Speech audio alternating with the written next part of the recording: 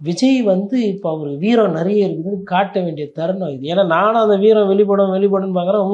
வரவே மாட்டேங்குது.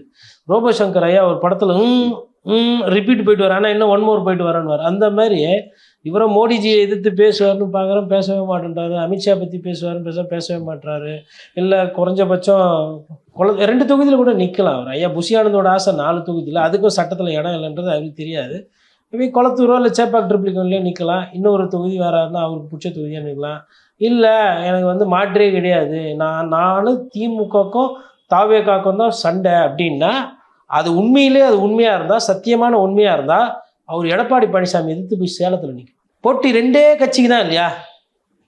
2 தொகுதியில் நிற்கட்டும். ஒன்று குளத்தூரில் நில்லுவோம், அவர் சொன்னது கரெக்டு. இல்லை நீங்கள் கடந்து போயிட்டு 2 பேருக்கு தான் போட்டி, மற்றவங்களாம் யாருமே இல்லைன்னு சொல்லி அப்படியே அமைதி காட்டி இருட்டில் கல் எறிய மாட்டாங்க, உண்மையிலே நெஞ்சு தைரியம் இருந்தால் போயிட்டு சேலத்தில் எடப்பாடி பழனிசாமி அவர்கள் எதிர்த்து நிற்கணும். எடப்பாடி போயிட மாட்டார், தொகுதியெல்லாம் மாற்ற மாட்டார், தோக்கச்சு விட்டு வெடிப்பார். இவரும் குளத்தூர்லேயே போய் நின்னார்னா தொகுதி மாற மாட்டார். 2 பேருமே அந்த இது இருக்குது. அதனால் பார்க்கணும். மேபி சென்னையில் நிற்கிறதுக்குனால முயற்சி பண்ணுவார். பட் சேலம் பக்கம் கூட தலை வச்சு பிடிக்க மாட்டார். ஏன்னா அவர் சேலம் எது எங்கன்னே தெரியாது. வந்தவங்களை வந்து விஜயை பார்த்தா கிராமத்தில் கொஞ்சம் தெளிவாக இருப்பாங்க. சென்னையில் நகரத்துலையாச்சும் அவங்கவுங்க வேலை, இந்த சினிமா மோகம், டிக்டாக்கு, ஃபோன் மோகம்லாம் இருக்கும்.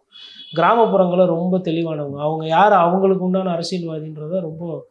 அதனால தான் இன்றைக்கி பார்த்தீங்கன்னா கம்யூனிஸ்ட் கட்சியெல்லாம் சென்னையில் செத்து போயிருக்கு. செத்து போயினா உயிரோட்டம் அந்தளவுக்கு இல்லை. ஆனால் கிராமங்களில் பார்த்தீங்கன்னா இன்றைக்கும் கீழ்வேலூர், திருத்துறைப்பூண்டி, திருவாரூர், உங்களுக்கு நாகப்பட்டினத்தில் பார்த்தீங்கன்னா கம்யூனிஸ்ட் தோழர்கள் வந்து அந்த கட்சியை ஒரு உயிரோட்டமாக வச்சுருக்குறாங்க. அதெல்லாம் வைக்க போகும்போது உங்களுக்கு அவர் சென்னை மாதிரி இல்லை ஒரு நகரம், சென்னை தான், வேறு நகரம்லாம் செட் ஆகாது. சென்னை நிற்கிறது தான் அவருக்கு நல்லது.